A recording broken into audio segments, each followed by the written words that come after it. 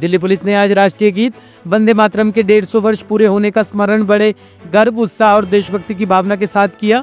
इस ऐतिहासिक अवसर पर राजधानी के सभी जिलों और इकाइयों में विशेष समारोह आयोजित किए गए, जहां पुलिस कर्मियों ने एक स्वर में राष्ट्रीय गीत का सामूहिक गायन कर राष्ट्र के प्रति अपनी निष्ठा और सम्मान व्यक्त की। इस कार्यक्रम का उद्देश्य न केवल वंदे मातरम की गौरवशाली परंपरा को नमन करना था, बल्कि पुलिस बल में एकता, अनुशासन और सेवा भावना को भी और सुदृढ़ करना था। वंदे मातरम भारत के स्वतंत्रता संग्राम की प्रेरणा का प्रतीक रहा है, जिसने देशवासियों के दिलों में स्वाभिमान और आजादी की भावना को प्रज्वलित किया। मुख्य कार्यक्रम दिल्ली पुलिस मुख्यालय में आयोजित किया गया, जहां पुलिस आयुक्त IPS सतीश गोलछा की उपस्थिति में वरिष्ठ अधिकारी, कर्मचारी और जवान एकत्रित हुए। कार्यक्रम की शुरुआत वंदे मातरम के सामूहिक गायन से हुई, जिसके बाद पुलिस आयुक्त ने अपने संबोधन में कहा कि ये गीत केवल एक राष्ट्रीय प्रतीक नहीं, बल्कि भारत की आत्मा का स्वर है। उन्होंने सभी कर्मियों से आह्वान किया कि वह राष्ट्र की एकता, अखंडता और सेवा के प्रति अपने समर्पण को निरंतर बनाए रखे।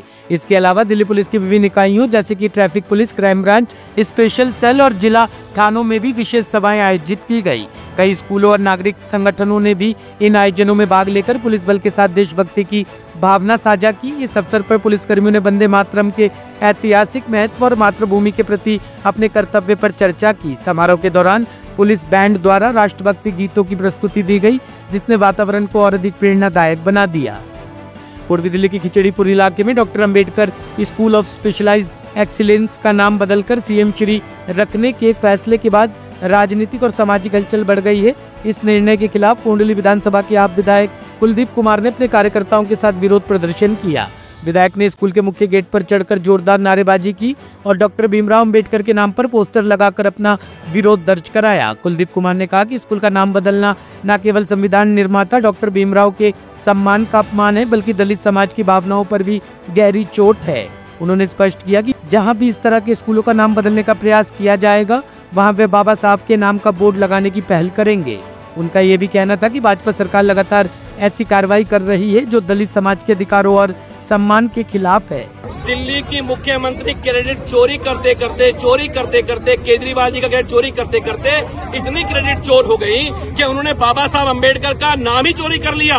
उनको लगता है कि उनके चोरी करने से बाबा साहब अम्बेडकर का नाम खत्म हो जाएगा। मुख्यमंत्री जी, अगर आपको CM श्री अपने नाम से स्कूलों का नाम रखने का शौक है, तो आपकी सरकार दिल्ली में बनाने का काम करो। अपने नाम पे रखो, मोदी जी के नाम पे रखो, सावरकर के नाम पे रखो, लेकिन अगर बाबा साहब अम्बेडकर का नाम हटाने की कोशिश करोगे ना, तो हम माफ करने वाले नहीं है, तुम्हें उखाड़ के फेंकेंगे। ये बात ध्यान रख लेना।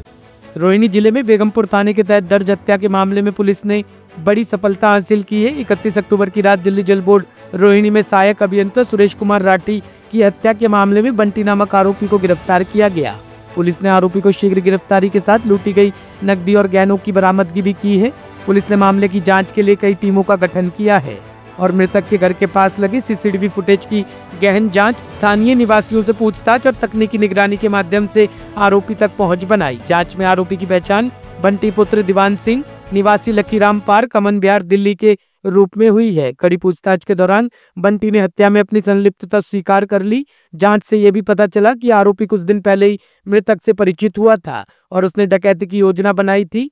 वारदात वाली रात बंटी ने हत्या की और पीड़ित के गहने और नकदी लेकर फरार हो गया। पुलिस ने लूटे गए सभी सामान, नकदी, गहने, वारदात में इस्तेमाल किए गए 2 मोबाइल फोन और स्कूटी बरामद कर ली है। ये रोहिणी डिस्ट्रिक्ट थाना बेगमपुर और रोहिणी डिस्ट्रिक्ट की तमाम टीमों ने मिलकर एक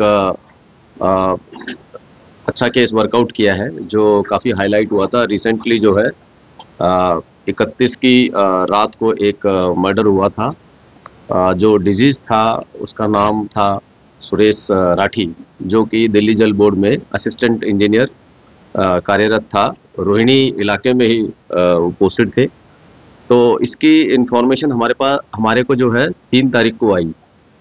3 तारीख को फैमिली मेम्बर्स के ज़रिए इसकी इन्फॉर्मेशन आई और जब प्लेस ऑफ इंसिडेंट यानी जो ये जहाँ ये बॉडी मिली, वहाँ पर जब टीम ने विजिट किया, पुलिस टीम ने, तो वहाँ से वो डेड बॉडी रिकवर कराई और उसका पोस्टमार्टम के लिए बॉडी को भेज दिया। फैमिली मेम्बर से ये पता चला कि ये जो डिजीज्ड है सुरिंदर राठी, ये अपना ही घर है, बगल में ही इनका जो फैमिली रहती है लगभग 300-400 मीटर दूर। तो उसमें ये अक्सर यहाँ वहाँ जाते थे शाम को और अपना उनका घर था, अपना उनका जो है जाते थे, तो लिहाजा ये इंसिडेंट से पता चला कि उनका अपना ही घर है।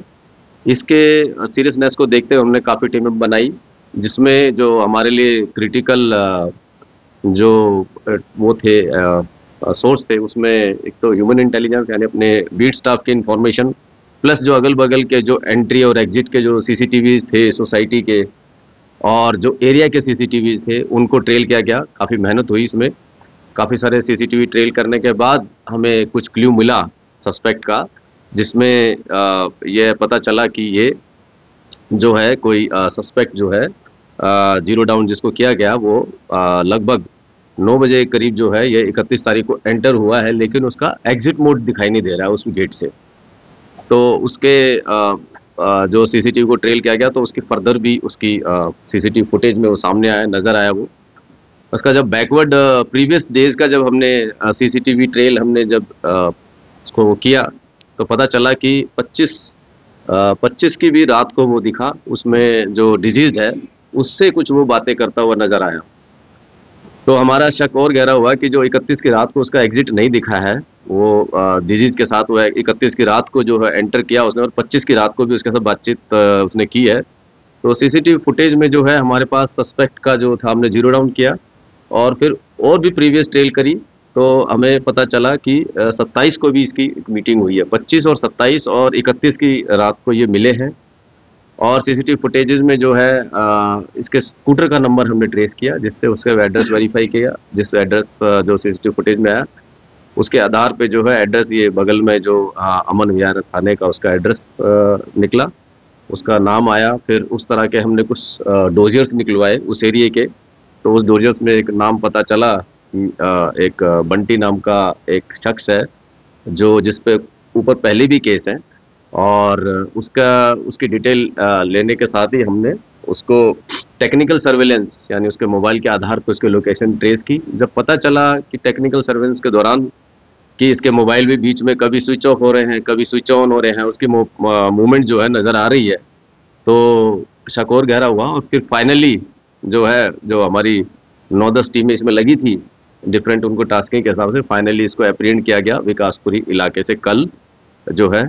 और डिजीज ने ये सस्पेक्ट ने जो बंटी है, इसने कन्फेस किया कि हाँ ये मैंने क्राइम किया है, और जो डिजीज की जो स्टोलन या रॉब प्रॉपर्टी थी जिसके मोटिव से ये गया था, वो भी उससे जो सारी जो इसकी रॉब प्रॉपर्टी थी, ज्वेलरी आर्टिकल्स प्लस कैश, वो रिकवर हुआ इसके से।